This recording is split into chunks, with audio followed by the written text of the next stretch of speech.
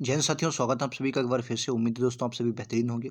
UP police exam के लिए लगातार हम लोग प्रैक्टिस करते हैं। आज हम लोग जो प्रैक्टिस करने वाले हैं जीके जीएस के 38 प्रश्न फिर से प्रैक्टिस नंबर 5 होने वाला है और बहुत बेहतरीन प्रैक्टिस सेट है जो आपके एग्जाम के लिए बहुत महत्वपूर्ण है। ठीक है, तो क्वेश्चन अपने 38 में से कितने करेंगे कमेंट सेक्शन में ज़रूर बताएंगे, जिससे आपको आपकी तैयारी भी पता चलेगी और पूरे क्वेश्चन 38 के 38 आप अटेम्प्ट करेंगे। ठीक है, चलिए शुरुआत करेंगे आज के पहले क्वेश्चन से। पहला क्वेश्चन आपकी स्क्रीन पर ये रहेगा। राइट आंसर क्या होगा? पहले बेहतरीन क्वेश्चन साइंस का पहला क्वेश्चन है। कह रहा वह उपकरण जिसे परिपथ में हमेशा श्रेणी क्रम में जोड़ा जाता है और इसके माध्यम से परिपथ के विद्युत प्रवाह को मापा जाता है, उसे क्या बोलते हैं?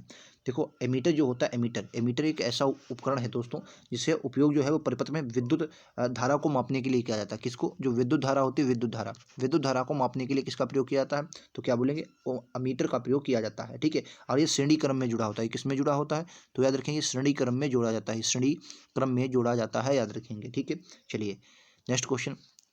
अगला क्वेश्चन, क्वेश्चन नंबर 2 कह रहा है, द्रव या गैस में निलंबित छोटे कणों की टेढ़ी मेढ़ी गतिविधियों को क्या कहा जाता है? तो आपने पढ़ा होगा, जो द्रव्य इसमें जो निलंबित छोटे कण होते हैं उनकी टेढ़ी मेढ़ी जो गति, उसे ब्राउनी गति बोलते हैं। क्या बोलते हैं? राइट आंसर सी होगा, ब्राउनी गति बोलते हैं। ठीक है, और ये जो इसमें कण होते हैं, जो कण होते हैं वो तरल होता है। तरल से क्या होते हैं? तरल से जब टकराते हैं तो अपनी टेढ़ी बढ़ी गति करते हैं, उसे ब्राउनी गति कहा जाता है। नेक्स्ट क्वेश्चन, प्राचीन बंदरगाह मुजरिस किस भारतीय राज्य में स्थित है? ये वेरी इंपॉर्टेंट क्वेश्चन है। प्राचीन काल जब आप पढ़ते हैं तो मुजरिस आप पढ़ते हैं तो मुजरिस जो था ये केरल, तो केरल का तट कौन सा? मालाबार। केरल का मालाबार तट हो जाएगा। मालाबार तट पर आपको मुजरिस बंदरगाह देखने को मिलता है। समुद्री बंदरगाह होगा, जाहिर सी बात है, केरल के तट पर था। ठीक है, तो मालाबार बहुत इंपॉर्टेंट है, याद रखेंगे, जो आपके एग्जाम के लिए बहुत इंपॉर्टेंट हो जाएगा। नेक्स्ट क्वेश्चन पर चलते हैं। अगला क्वेश्चन, क्या तीसरी बौद्ध संगीत किस शहर में आयोजित हुई थी? अगर तीसरी बौद्ध संगीत की बात करते हैं तो इसका आयोजन 251 ईसा पूर्व में हुआ था। इंपॉर्टेंट ये इतना नहीं, इंपॉर्टेंट ये है कि किसने करवाया था। तो ये अशोक के शासनकाल में हुआ था। किसके शासनकाल में? अशोक के शासनकाल में पाटलिपुत्र में हुआ था। इसकी अध्यक्षता अगर पूछी जाए, इसके अध्यक्ष कौन थे? तो अगर इसके अध्यक्ष पूछा जाता है तो याद रखेंगे, इसके अध्यक्ष मोगालिपुत्तिस थे। क्या थे? मोगालिपुत्तिस थे। ठीक है, मोगालिपुत्तिस थे, याद रखेंगे, मोगालिपुत्तिस इसके अध्यक्ष थे। पाटलिपुत्र में हुई थी। ठीक है, इंपॉर्टेंट है। चलिए नेक्स्ट क्वेश्चन पर चलते हैं। कह रहा ईरान से दिल्ली तक कलाकारों में मीर सैयद अली और अब्दुल समद के साथ कौन सा मुगल शासक आया था? ये बहुत इंपॉर्टेंट हो जाएगा। मुगल चित्रकार, अगर मुगल चित्रकला की कई बार शुरुआत पूछ लेती कि मुगल चित्रकला की शुरुआत किससे, तो मुगल चित्रकला की जो शुरुआत, हालांकि बाबर पहले आया था, लेकिन बाबर ने, हुमायूं ने की थी। किसने की थी? हुमायूं ने की थी। हुमायूं ने की थी। लेकिन अब मीर सैयद अली और अब्दुल समद पूछे जाते हैं तो ये हुमायूं के साथ ही आए थे, याद रखेंगे। ठीक है, और ये दोनों फारसी ईरान के थे, मतलब कहाँ के थे? ईरान के थे। ये भी बात आपको याद रखेंगे, ईरान के थे। ठीक है, चलिए नेक्स्ट क्वेश्चन को देखते हैं। क्वेश्चन नंबर 6, क्या मिश्र धातु गुलाब सोने में सोने के अलावा अन्य कौन सी धातुएं शामिल होती है? जो मिश्र धातु गुलाब सोने में होता है उसमें सोने के अलावा और क्या शामिल होगा? तो याद रखेंगे, इसका right answer option number D हो जाए, तांबा। Right answer option number D, तांबा होता है। अगला क्वेश्चन, मोनोमर के प्रोलेक्टम का किस बहुलक को प्राप्त करने के लिए बहुलीकरण किया जाता है? तो ये थोड़ा साइंस का जटिल क्वेश्चन आप कह सकते हैं। राइट आंसर नायलॉन 6 होगा। ठीक है, नायलॉन 6। हालांकि अगर आप पिछला वाला आपने अभी जो एग्जाम उसमें साइंस के क्वेश्चन कम आए, लेकिन थोड़ा बहुत आपको पढ़ना पड़ेगा। ठीक है, गैल्वेनाइजेशन का मतलब इस्पात को डैश की पतली परत के साथ आवरण होता है। 2018 के जो पेपर हुए थे उसमें आप 19 वाला और 18 वाला दोनों पेपर देखेंगे तो उसमें साइंस के क्वेश्चन खूब आए हैं। ठीक है, तो हो सकता है आपकी बार भी आपके साइंस के क्वेश्चन पूछ ले, तो इसलिए मैं प्रैक्टिस सेट जो ले रहा हूँ उसमें साइंस के 4 से 5 क्वेश्चन डाल रहा हूँ। हालांकि 37-38% बहुत होते हैं, ये सिलेबस के अनुसार आएंगे। राइट आंसर आपका बी होगा, जस्ता जो होता है वो गैल्वेनाइजेशन का मतलब इस्पात को जस्ता की पतली परत के साथ अनावरण करना होता है। नेक्स्ट क्वेश्चन, अगला क्वेश्चन देखिए। क्वेश्चन नंबर 9 क्या कर रहा है? पर्यावरण संरक्षण से संबंधित मामलों को प्रभावी और त्वरित निपटाने के लिए कौन सी अधिकरण स्थापित किया गया? कौन सा अधिकरण स्थापित किया गया, आपको बताएंगे। तो नेशनल ग्रीन ट्रिब्यूनल, इसको अंग्रेजी में क्या बोलते हैं? नेशनल ग्रीन ट्रिब्यूनल, लेकिन इसको राष्ट्रीय हरित प्राधिकरण आप बोल सकते हैं। इसकी स्थापना बहुत पूछी जाती है। इसकी स्थापना 2010 में हुई थी, याद रखेंगे। ठीक है, नेशनल ग्रीन ट्रिब्यूनल जो थे इसकी स्थापना 2010 में हुई थी। इंपॉर्टेंट है, याद रखेंगे। नेक्स्ट क्वेश्चन, क्या हल्दी घाटी का युद्ध कब लड़ा गया? रटा आपको होगा, हल्दी घाटी का जो युद्ध लड़ा था वो अकबर और महाराणा प्रताप के बीच लड़ा गया था। और कब? 1576 में लड़ा गया था। ठीक है, इसमें अकबर की विजय हुई थी। और इस अकबर का सेनापति बहुत पूछा जाता है। अकबर का सेनापति कौन था? मान सिंह था। अकबर का सेनापति कौन था? मान सिंह था, याद रखेंगे। ठीक है, नेक्स्ट, 1930 में प्रथम गोलमेज सम्मेलन का आयोजन कहाँ किया गया था? Very important question. देखिए, गोलमेज सम्मेलन कितने हुए? 3 हुए, 1930, 1931, 1932। अच्छा, प्रथम गोलमेज सम्मेलन में कांग्रेस ने भाग लिया था। आपको बताया क्या कांग्रेस ने इसमें भाग लिया था? आपको बताना कांग्रेस ने भाग लिया था, तो आप कहेंगे प्रथम में कांग्रेस ने भाग नहीं लिया था। ठीक है, प्रथम में कांग्रेस ने भाग नहीं लिया था, इसका बहिष्कार किया था। और ये कहाँ पर, ये आपका लंदन में आयोजित हुए थे। ठीक है, 1930 में लंदन में आयोजित हुए थे, याद रखेंगे। नेक्स्ट क्वेश्चन, 1839 में तत्वबोधिनी सभा की स्थापना किसने की थी? बहुत इंपॉर्टेंट क्वेश्चन है। 1828 में आपने पता होगा दयाराम साहनी ने, सॉरी 1888 में राजा राम मोहन ने ब्रह्म समाज की स्थापना की। किसकी? ब्रह्म समाज की स्थापना की। ब्रह्म समाज की एक शाखा के रूप में 1839 में तत्वबोधिनी सभा की स्थापना देवेंद्र नाथ टैगोर ने की थी। किसने? देवेंद्र नाथ टैगोर ने की थी। अच्छा, इनकी एक पत्रिका तत्वबोधिनी नाम से इनकी एक पत्रिका भी आती थी, याद रखेंगे। इस नाम से एक पत्रिका भी इनकी आती थी, जो इंपॉर्टेंट हो जाएगा, याद रखें। क्लियर है? चलिए, इंपॉर्टेंट हो जाएगा। नेक्स्ट क्वेश्चन पर चलते हैं। क्वेश्चन नंबर 13 क्या कह रहा है? प्राचीन गणित पुस्तक गणित सार संग्रह किसके द्वारा लिखी गई? ये बहुत एग्जाम में पूछा गया क्वेश्चन है। इस क्वेश्चन का राइट आंसर दोस्तों महावीराचार्य हो जाएगा। ठीक है, महावीराचार्य हो जाएगा, इंपॉर्टेंट है, याद रखेंगे। निम्नलिखित स्रोतों में से किसके माध्यम से पौधे हाइड्रोजन हाइड्रोजन प्राप्त करते हैं? तो किसके माध्यम से जो पौधे होते हैं वो हाइड्रोजन, तो मृदा जल जो होता है, मृदा जल के माध्यम से पौधे हाइड्रोजन प्राप्त करते हैं। नेक्स्ट क्वेश्चन, निम्नलिखित में से प्रकार की विषाक्तता में से किसको प्लम्बिज्म भी कहा जाता है? तो इस क्वेश्चन का राइट आंसर क्या हो जाएगा? प्लम्बिज्म जो कहा जाता है वो सीसा विषाक्तता को कहा जाता है। ठीक है, चलिए नेक्स्ट क्वेश्चन नंबर 16 देखिए।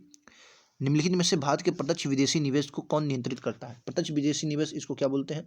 जो मतलब बाहर से, इसको प्रत्यक्ष विदेशी निवेश बोलते हैं। ठीक है, जो बाहर से आता है। और इसके द्वारा एक अधिनियम भी बनाया है, इसे विदेशी मुद्रा प्रबंध अधिनियम बोलते हैं। क्या बोलते हैं इसे? विदेशी विदेशी मुद्रा मुद्रा प्रबंध अधिनियम। ये एक्ट कब का था? तो ये एक्ट जो आया था वो 2000 में आया था, 2000 में। ठीक है, तो याद रखेंगे right answer option number D होगा, भारतीय रिजर्व बैंक। भारतीय रिजर्व बैंक इसको देखती है। ठीक है, चलिए नेक्स्ट क्वेश्चन। अगला क्वेश्चन कह रहा है निम्नलिखित में से कौन सा दीर्घकालिक विकास और हमारे विश्व को बदलने के लिए अग्रणी सिद्ध हो सकता है? कार्बन उत्सर्जन में वृद्धि, वन उन्मूलन, अविकसित देशों को कम करना, औद्योगिक और आधारभूत संरचना में संबंधित विकास। कह रहा दीर्घकालिक विकास और हमारे विश्व को बदलने के लिए अग्रणी सिद्ध हो सकता है। हमारा विश्व बदलेगा तो क्या बोले? औद्योगिक और आधारभूत संरचना संबंधी विकास, मतलब औद्योगिकरण हो लेकिन जो आधारभूत संरचना हो उसका भी विकास होना चाहिए। नेक्स्ट क्वेश्चन, ये रुपया है, रुपया कि किसका चिन्ह होता है? रूसी रूबल का होता है, इंडोनेशिया, भारतीय रुपये का? तो ये चिन्ह तो आपको पता रटा होना चाहिए, ये भारतीय रुपये का होता। और ये कब आया? ये जो डिजाइन था ये 2010 में 15 जुलाई 2010 को ये लाया था भारत सरकार। 15 जुलाई 2010 को भारत सरकार इसको लाई थी। नेक्स्ट, ऐसा बागान जहाँ बिक्री के लिए एक नगद फसल उगाई जाती है उसे क्या बोलते हैं? ऐसा बागान जहाँ बिक्री के लिए एक नगद फसल उगाई जाती है वहाँ क्या बोलते हैं उसे? ऐसे बागान को दोस्तों रोपड़ खेती बोलते हैं। क्या बोलते हैं? रोपड़ खेती। अच्छा, झूम खेती जानते हैं? झूम कहते हैं। झूम कृषि एक ऐसी कृषि होती है जो जंगल होते हैं, जंगल को साफ करके उसमें कुछ समय के लिए खेती की जाती है, और जब वो मतलब उपजाऊ नहीं होती तो उसे छोड़ दिया जाता है। ये कृषि हालांकि हानिकारक भी होती है। तो राइट आंसर फिलहाल रोपड़ कृषि होगा, जो आपके रुपये के नगद फसल के लिए उगाई जाती है। नेक्स्ट क्वेश्चन, निम्नलिखित में से किस देश को पहले सीलोन भी कहा जाता था? ये तो क्वेश्चन आपको सबको पता होगा। जो श्रीलंका है, श्रीलंका उसको पहले सीलोन बोलते थे। क्या बोलते थे? सीलोन बोलते थे। ऑप्शन नंबर बी होगा। विश्व के शीत मरुस्थलों में से किस अन्य नाम से भी जाना जाता है? देखो, जो शीत मरुस्थल होते हैं उनको हम लोग टुंड्रा के नाम से भी जानते हैं। क्या बोलते हैं? टुंड्रा के नाम से भी जाना जाता है। ठीक है, ये ध्रुवीय क्षेत्र के रेगिस्तान होते हैं, लेकिन ठंडे रेगिस्तान के रूप में जानते हैं। इनका तापमान शून्य के नीचे भी, माइनस में भी जाता है, याद रखेंगे। ठीक है, चलिए नीलगिरी पर्वत के उदाहरण है। नीलगिरी के पर्वत उदाहरण, नीलगिरी कैसा आपको पता है? अगर मैं नीलगिरी की बात करता हूँ तो आप देखेंगे इधर से आपका आता है पश्चिमी घाट और उधर से आता है पूर्वी घाट। ये दोनों जो मिलते हैं नीलगिरी श्रेणी पर मिलते हैं। किस श्रेणी पर मिलते हैं? नीलगिरी श्रेणी पर मिलते हैं। कई बार एग्जाम में ये पूछा कि नीलगिरी का सबसे सर्वोच्च शिखर कौन? ये एक श्रेणी है, इसका सर्वोच्च शिखर जो हो जाएगा दोदा बेटा हो जाएगा। कौन सा हो जाएगा? तो दोदा बेटा हो जाएगा, याद रखेंगे। और ये कैसा है? ये अवशिष्ट पर्वत के उदाहरण। किससे दोस्तों? अवशिष्ट के पर्वत के उदाहरण है, याद रखेंगे। ठीक है, चलिए अच्छा, इसका एक और भी इसका विस्तार कई बार पूछा गया है। तो नीलगिरी का अगर विस्तार पूछा जाए तो तमिलनाडु में, तमिलनाडु, उसके बाद आपका केरल और कर्नाटक में भी इसका विस्तार देखने को मिलता है। कहाँ पर? कर्नाटक। इन 3 राज्यों में इसका विस्तार देखने को मिलता है। इंपॉर्टेंट है, याद रखेंगे। यमुना और बेतवा नदियों का संगम कहाँ पर है? यमुना और बेतवा नदियों का संगम कहाँ पर है? याद रखेंगे। इसका संगम हमीरपुर में देखने को मिलता है। कहाँ पर? हमीरपुर में, यमुना और बेतवा। और जो बेतवा नदी है वो यमुना की सहायक नदी है। ठीक है, याद रखेंगे। बेतवा जो है वो यमुना की सहायक नदी है। अच्छा, बेतवा ये कहाँ से निकलती है? जो विंध्य पर्वत आपने पढ़ा होगा, विंध्य की जो श्रेणी है, विंध्य श्रेणी, वहाँ से आपको देखने को मिलती है बेतवा नदी। विंध्य श्रेणी से देखने को मिलती है कौन सी नदी? बेतवा नदी। ठीक है, चलिए नेक्स्ट। चकमा शरणार्थी किस देश से संबंधित है? चकमा शरणार्थी किस देश से संबंधित है? क्वेश्चन नंबर 24 बताइए, चकमा शरणार्थी किस देश से संबंधित है? ये बांग्लादेश के शरणार्थी थे, बांग्लादेश से संबंधित हैं, और ये 1964-1969 के आसपास ये आकर अरुणाचल प्रदेश में बस गए। ठीक है। अगला, निम्नलिखित में से संगीत के लिए कौन सा सम्मान दिया जाता है? संगीत के लिए कौन सा सम्मान दिया जाता है आपको बताना है। तो शास्त्रीय संगीत के क्षेत्र में उत्कृष्ट योगदान के लिए कालिदास सम्मान मध्य प्रदेश सरकार द्वारा दिया जाता है। कौन सा? कालिदास सम्मान दिया जाता है, मध्य प्रदेश सरकार द्वारा दिया जाता है। राइट आंसर सी होगा। विश्व जल दिवस कब मनाया जाता है? विश्व जल दिवस कब मनाया जाता है? तो विश्व जल दिवस की अगर बात करते हैं तो ये 22 मार्च को मनाया जाता है। कब? 22 मार्च को मनाया जाता है। ठीक है, याद रखें 22 मार्च को मनाया जाता है विश्व जल दिवस। हरिवंश राय बच्चन को उनके किस काव्य संग्रह के लिए जाना जाता है? देखिए, अब ये मतलब हिंदी का क्वेश्चन आप कह सकते हैं, लेकिन आपके एग्जाम में इसलिए पूछ लिया गया क्योंकि हरिवंश राय का जो जन्म हुआ था वो 1907 में इलाहाबाद में हुआ था। यूपी से संबंधित है। कहाँ से? इलाहाबाद से हुआ था। इलाहाबाद मतलब प्रयागराज में हुआ था, इसलिए आपके इंपॉर्टेंट क्वेश्चन पूछ लिया गया। ठीक है, और ये राज्यसभा में भी मनोनीत हुए हैं, और इनकी प्रसिद्ध मधुशाला मधुशाला इंपॉर्टेंट है, याद रखेंगे। ठीक है, नेक्स्ट क्वेश्चन इलाहाबाद से संबंधित है, याद रखेंगे। संविधान सभा का अंतिम सत्र कब हुआ था? संविधान सभा में कितने सत्र हुए? तो 12 सत्र हुए थे संविधान सभा में, और अंतिम सत्र 24 जनवरी 1950 को अंतिम सत्र हुआ था। कब? 24 जनवरी 1950 को अंतिम सत्र हुआ था। 26 जनवरी 1950 को संविधान मतलब क्या बोलते हैं, लागू हुआ था पूर्ण रूप से। नेक्स्ट क्वेश्चन, भारत में संविधान सभा के अध्यक्ष कौन थे? देखो, संविधान सभा के दो, एक अस्थायी थे, एक स्थायी थे। तो स्थायी अध्यक्ष आपसे पूछा गया है, डॉक्टर राजेंद्र प्रसाद हो जाएंगे। ठीक है, स्थायी अध्यक्ष थे। 11 दिसंबर 1946 को जो बैठक हुई थी उसमें इनको अध्यक्ष बनाया गया था। ठीक, चलिए अगला, भारतीय संविधान के किस अनुच्छेद में राज्यों के लिए महाधिवक्ता पद का सृजन किया गया है? अच्छा, अनुच्छेद 148 में क्या है ये आपको बताना। अनुच्छेद 65 ये इसमें महाधिवक्ता है। अनुच्छेद 165 ये क्या है? इसमें CAG है, मतलब अकाउंटेंट बोल सकते हैं। भारत सरकार का क्या हो? अकाउंटेंट। ठीक है, याद रखेंगे, जो इंपॉर्टेंट हो जाएगा। ये माफ़ी चाहेंगे, 65 नहीं, ये अनुच्छेद 165 में है। क्या है? 165। ये माफ़ी चाहेंगे, गलत हो गया। अनुच्छेद 65 में नहीं बल्कि 165 में, जो आपका महाधिवक्ता 165 में है। और महाधिवक्ता जो है ये राज्य सरकार का वकील होता है। क्या दोस्तों? अगर राज्य सरकार के वकील की बात करते हैं, राज्य का वकील कौन होता है, तो क्या बोलेंगे? महाधिवक्ता होता है। लेकिन अगर केंद्र का वकील पूछ ले तो क्या होता है? तो आप क्या बोलेंगे? केंद्र का वकील होता है महान्यायवादी।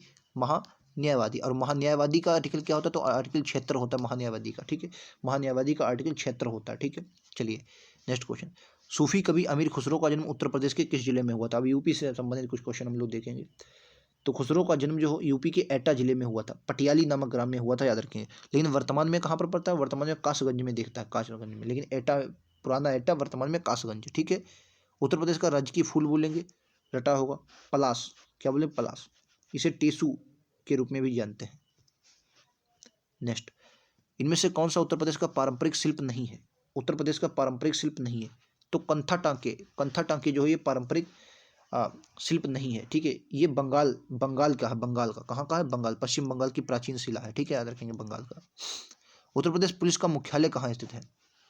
तो उत्तर प्रदेश का मुख्यालय प्रयागराज में स्थित है। Right answer option number B होगा, प्रयागराज। निम्नलिखित में से कौन सा देश भारतीय राज्य उत्तर प्रदेश की सीमा साझा नहीं करता है? बदलेंगे। चीन, मतलब सीमा साझा करता है पूछा है, तो एक ही देश सीमा साझा करता है यूपी से, वो है आपका नेपाल। और यूपी के कितने जिले लगते हैं अगर पूछा जाए? उत्तर प्रदेश के कितने जिले लगते हैं ये आपको बता दो। 7 जिले सीमा साझा करते हैं। यूपी कितने? 7 जिले सीमा साझा करते हैं। ये भी बात आप सभी को याद रखना है। क्लियर है?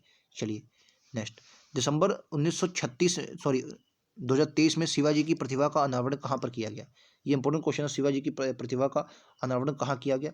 Right answer option number B होगा, सिंधुदुर्ग में। सिंधुदुर्ग में किया गया, याद रखेंगे। 2023 में भारतीय वानिकी अनुसंधान और शिक्षा मंत्री की पहली महिला निदेशक किसे नियुक्त किया गया? कंचन देवी को। खुश है? कंचन देवी को। लास्ट क्वेश्चन देखते हैं। 2023 में द हम्प द्वितीय विश्व युद्ध का संग्रहालय का उद्घाटन कहाँ पर किया गया? तो ये राइट आंसर भारत में किया गया। और मैं तो कहूँगा ये 3 क्वेश्चन आप हटा दें क्योंकि ये 2023 की पुरानी करंट है, ये आपके एग्जाम में नहीं है क्योंकि ये पुराने क्वेश्चन के अनुसार है। आप ये मान कर चलिए आपको ये 35 प्रश्न आपको बहुत अच्छे से देखना है। कितने? 35 प्रश्न, ये बहुत इंपॉर्टेंट है।